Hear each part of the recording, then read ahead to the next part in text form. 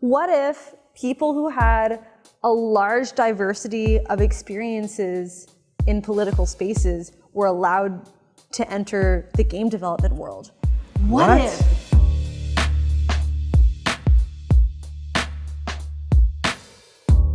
I think in general, and we all know this, is sort of like obvious to state this, but any sort of creative form of expression inherently is like always going to have some sort of point of view or perspective or a viewpoint. That was totally off the cuff. I did not plan that. But I feel like lately developers are shying away from just admitting that maybe their games are political, or they're using sort of political settings or ideas or opinions. I know there's a lot out there to sort of chew on, but Heather, I'll start with you because you recently wrote about it, which Fantastic. is interesting. I did recently write about it. So I think one of the difficulties about talking about this subject is that politics, like everybody feels really strongly about it. Of course they do. That's what politics is. It's feeling so strongly about things that you are swayed to get involved in government or do XYZ thing. And I think it's important to maybe establish maybe what we're not necessarily saying. And I think what we're not necessarily saying is like, hey, everything has to have like this really clear political message or one thing or another. Like, hey, it has to have like a thesis. It has to say like, it needs to talk about healthcare. It needs to talk about, you know, immigration or whatever. Well, I think what we're trying to say is that games have sort of political structures in them because they're made by people, right? And people have certain points of view. And even if they're not making games like explicitly to express that point of view, the things that they decide to put into a game or things like that, they express a view regardless. So a really cheap example of this is when Radical Heights came out and they only had a male character by default. I know some people maybe at home are like rolling their eyes and like, oh, whatever, it doesn't matter. But it does tell you something about either the society that that game is being made in or the people who are making that game. We assume that the male is default because in our society, yeah, like men broadly have more power. It's more equitable now, but men make more money, they XYZ thing. So when we say, hey, we want people to acknowledge that games are political, what we're not saying is, I don't need games to adhere to my politics. I don't want that. I want games that challenge me, and I want games that I disagree with, and I want games that have messages that I don't necessarily agree with in my day-to-day. But what I do want is creators who can acknowledge that their games exist in political times, that their games have political content, even if not. So when somebody working on The Division says, hey, our game's set in Washington, D.C., where you're playing as somebody who works for the government, who has like extra judicial power to shoot whoever in order to preserve the continuity of government and revive all these old structures. Yeah, like rebuild. Yeah, there's a political slant to that. It doesn't mean you have to be like, here's our 90-page treatise thesis on government, but I do want creators who say, yeah, there's politics in our game. Like, you don't have to agree with it or not. I think that there's always been a reluctance to acknowledge the fact that a male character is the default playable character as something political in a video game. What to me is so much more insidious than that is the fact that developers are, as a major trend right now in AAA games, actively promoting political themes in their video games. Like what you were saying, you know, Washington, D.C. under siege, or in Overwatch, Far Cry talking about, you know, kind of the alt-right, or Wolfenstein, which is more complicated, or Overwatch talking about inclusivity and diversity being one of the things they care the most about. And then developers or publishers of those games turning around and saying, this isn't political. This isn't political. I think that's so much more insidious because to me, it's sort of like a bait and switch, you know?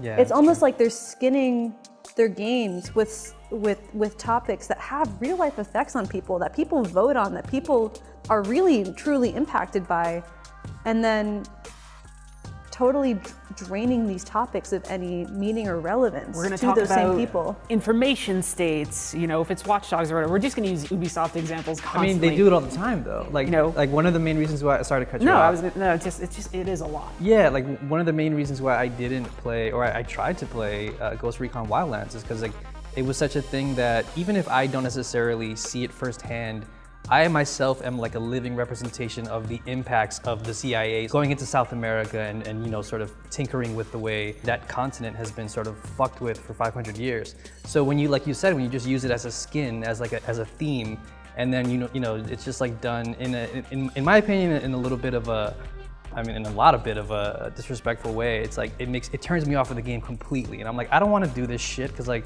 my family and you know, generations of my family have felt the real impacts of that kind of shit. So it's like, I don't know, it's like, it puts me off. Games want to reflect the world that they're made in, which is huge. It has all these different settings and they have all these different things that they can talk about. So information, drugs, all sort of things that affect people in very real ways. And so they'll gather people in and they'll say, you know, Far Cry, hey, we got a cult expert and we learned all about these cults. And you're like, okay, like, right on, you fucking did it. You did your homework, this is fantastic. And maybe, like I said, they don't have to come out and be like, again, here's our long screed on cults. But instead, then you play the game and they're like, well, one part of our cult is like magic drug juice. Yeah. And you know, there's some torture and there's some sort of mind confusion-y stuff and like appeals maybe a little bit to evangelical stuff, but then a big portion of that is, hey, we got our cult expert, and then also here's a region where basically the villain just uses like magical evil juice. You know, like who the hell knows why you want to join a cult? There's like a ton of different reasons you would want to join a cult, and a whole region of that game is just like magic. Here's your drugs, which I guess is like an aspect of things. It's a means of controlling people, But right? But it's one of my questions about this is that, like, when developers have been called out for being like, hey, your game really seems like it's capitalizing on political themes to push product, and then also you're talking out of both sides of your mouth about this, sometimes those developers will be like, oh, we don't want to answer questions, we just want to ask questions. Like, what do you guys think about that? Is that valid? So before this, we were looking at some writing, and that's, so after the stuff with the Division 2, Yves Guillemot from Ubisoft was talking to The Guardian, and his big thing was, hey, there's no explicit political message. And I think we get screwed up by the word political message or political statement, because I think people read intent into that. But what we're saying is just like politics in a game. And he says, hey, we just want people to think. And we want to present alternatives and ideas. But the way that games are structured, there are certain things you can and can't do, and certain things that you do get exposed to or not exposed to. So that affects like your ability to actually engage with those ideas. So when you're a character in a game, you have verbs, you have things you can do, you jump, you run. So in The Division, the major thing that you do is you shoot. And the context of your shooting sort of has these different repercussions. So that game was released, and I noted this when I wrote about it, it was released kind of in these after years following like Ferguson and Trayvon Martin and all of that. And there's a context, there's an undeniable context to releasing a game after all of that and having a majority of your enemies be like dark-skinned folks in hoodies. Like, that evokes certain things. And, you know, maybe that's like, it's definitely not their intention to be like, hey, here are all these rioters and it's, you know, XYZ thing, but games also exist within like the context that they're released. Yeah, they're not in a vacuum. Like if I'm shooting a guy in a hoodie on the Lower East Side or whatever, like we're in the projects, like, I mean, what am I thinking? Watch Dogs. Like, Watch Dogs has portions where you're like running through the projects like while Wu-Tang is playing, and like it obviously strikes me in a certain way, and I can't ignore that shit. Like, it's a thing that happens to me. It might not happen to you if you're watching this, but like it's a thing that happens, and it's like, yeah, it's upsetting to hear when a developer says like, oh, it's like, that's not what we're trying to do. Like, we're not trying to do that. But it's like, but you're wielding these pretty big things sort of irresponsibly. And it's also, it's irresponsible, it's disingenuous, it's not fully thought through. And then another thing it is just like really bad marketing, because right now I hear so many developers at E3 and these press conferences talking about video games have never been in a more expressive place. Video games have never been more interactive. Video games have never been more able to elicit feelings and tell stories with, you know, the new technology and, you know, all the money they're throwing at gaming writers. And yet, if you're completely failing to tell a real story with real impact and do justice to topics that have manifest impact on people, then you're really just not using games to their fullest extent. You're really just like not living up to the way that you're talking about this medium. If the argument now is games are on par with movies, games are on par with books, games are on par with all of these other art forms, and then there's a huge movement in games to say, but it's not political, then you're really not living up to the potential that you're espousing to push product. And I think one thing that games actually can do well, and I think just because of the way that games have sort of developed over the last, I don't know, 3 decades at this point, even further, right? But I'm not gonna be like, here, the politics of Mario. What I do think is that games are very broad in certain ways. They're these abstractions of the real world, or they're these abstractions of experiences or feelings. And so one of the things that actually can give a game a lot of power politically, or at least some kind of resonance, is actually to embrace that broadness. So Wolfenstein 2 is this game that its politics are pretty simple. It's just like, hey, Nazis are bad, right? And maybe don't put up with bullshit, which is fine, but it's in the context of when it's being released, even before all of, our what do the developers say? So, but I mean, like this, in that case, I believe them in the sense that they say, maybe like social media marketing is playing up some of the, Nazi stuff in the aftermath of like Richard Spencer and all that stuff. But also like games take a long time to develop, and then you so that's why the broadness can work. So I know some folks who, in that game, BJ's dad is this like Jew-hating asshole motherfucker. And people wouldn't believe it because it was so broad, but also I hear that shit on the L train. And so like that stuff's real. And when you have that broadness, you can capture maybe not the nuances like intellectually of that, but the feeling of that, right? There's power, I think, in the opening of Wolfenstein, just seeing somebody yell and say horrible shit and have to hide in a closet or whatever, because those are real experiences that we see every day. Even if in a game you can ratchet them up to 11 instead of the 7 or the 8 or whatever the hell they're at. Yeah, of course. Pick on me. Go for it. What if people who had a large diversity of experiences in political spaces were allowed to enter the game development world?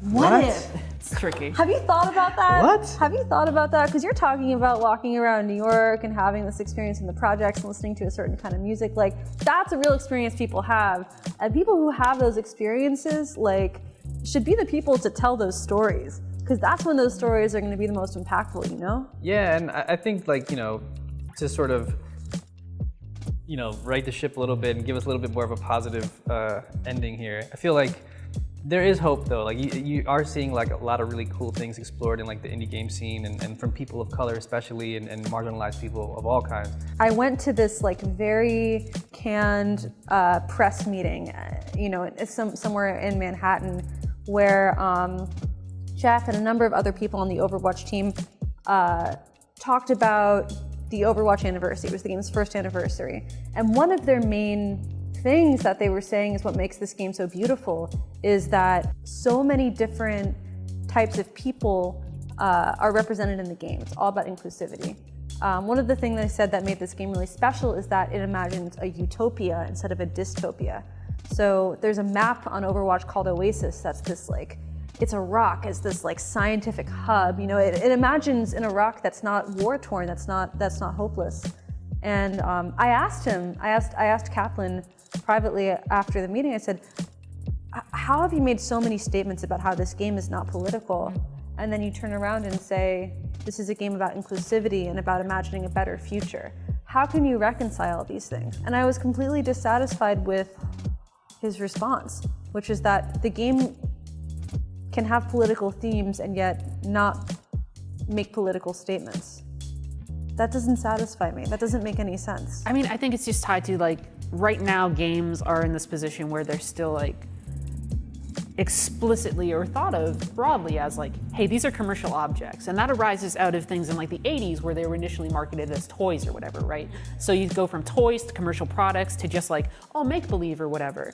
And I think pushing against that trend and saying, I mean, as I think everybody at home, even if they disagree with the political stuff we're talking about, says is like, games are art, right? And art can do X, Y, Z. It can do a lot of different things. And among those things is be political and make statements, even if the creators don't intend them to, right? The thing sort of speaks for itself. And the more that we tell people, hey, like, we want you to reckon with that, we want you to deal with it, I think that starts to make things change. And that doesn't mean that we lose out on, you know, because we say, hey, acknowledge the politics, or like figure out your politics a little bit more. It's not like Grand Theft Auto or whatever the fuck's gonna go away. Like, you can pick up a game and like just, you can like go for it. Like, I love that shit. Like, just but like also, own your shit. Own your shit. Own your shit. That's it. Own your shit. The more we take responsibility for all of that, the more that we get games that are honest. We get like, all sorts of different new stuff. I still played The Division. I still thought it was dope. I mean, I obviously still played Watch Dogs, but like, you can still have fun with these things. It's just like, hey man, like you said. Just don't be disingenuous. Right. That's it. Just don't be disingenuous. And like, you do better for your consumers and your communities, and maybe not your investors, but that sucks. Just go for it. Like, I don't know.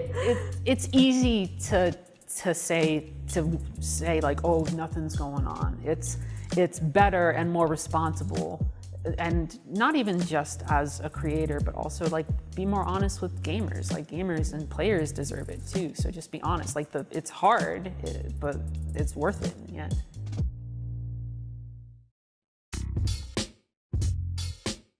Real quick, let us know what you think in the comments, and make sure to check out Viewpoints every Tuesday. Peace.